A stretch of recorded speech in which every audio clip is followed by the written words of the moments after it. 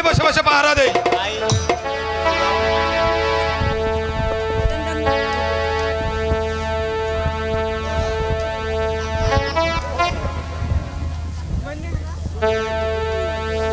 কে কে তুমি?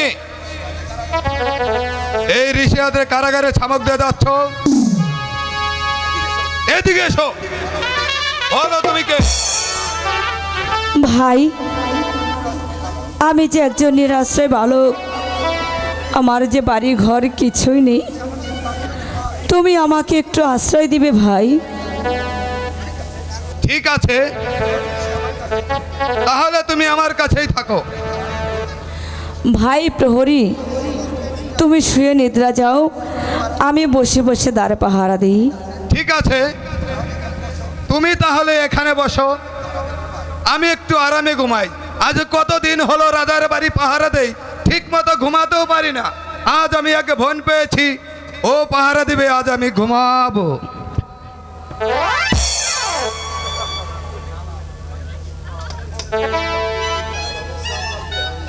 প্রহরী যে এখন ঘোর নিদ্রায়, আমি এই সুযোগে আমার বন্ধুকে মুক্ত করে নিয়ে যাব।